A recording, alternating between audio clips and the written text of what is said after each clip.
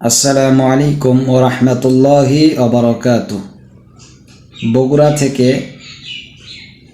রহিমউদ্দিন সাহেব জিজ্ঞেস করেছেন, হুজুর, আমাদের সমাজে যে ওরস হয়, আমরা ওরসে গিয়ে অংশগ্রহণ করতে পারবো কিনা বা তাদেরকে কোনো সাহায্য সহযোগিতা করতে পারবো কিনা জানালে উপকৃত হতাম।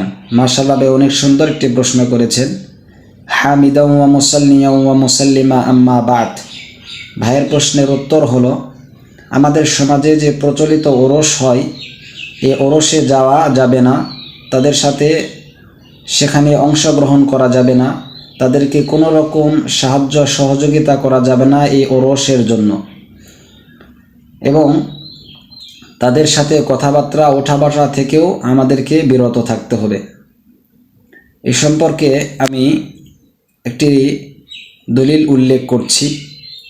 এটিকে উল্লেখ করা হয়েছে বাহরে মুহিত কিতাবে, অনুরূপভাবে তাফসিরে মারিফুল কোরআনের মধ্যেও এটাকে উল্লেখ করা হয়েছে, পৃষ্ঠা নাম্বার 342। সেইখানে একটি ঘটনা উল্লেখ করা হয়েছে। ইউশা ইবনে নুন আলাইহিস সালাতু ওয়াস সালামের উপরে আল্লাহ তাআলা ওহী নাজিল করে বললেন, আমি তোমার উম্মতের 1 লক্ষ মানুষকে ধ্বংস করে দিব। এদের মধ্যে থেকে 40,000 মানুষ ভালো মানুষ আর বাকি 60,000 খারাপ মানুষ।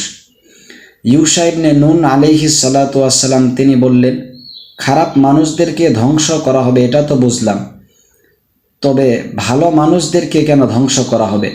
আল্লাহ তাআলার পক্ষ থেকে ওহী আসলো যে এই সমস্ত ভালো মানুষেরা তাদের সাথে ওঠা বসা করতো, তাদেরকে খারাপ কাজ করা থেকে বিরত থাকতে বলতো না, তাদের খারাপ মজলিসে গিয়ে তারাও সেখানে অংশগ্রহণ করত।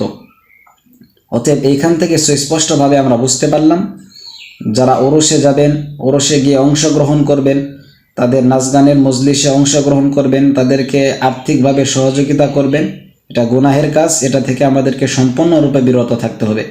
আল্লাহ তাআলা আমাদের সকলকে দ্বীনের সহিহ বুঝ দান করুক।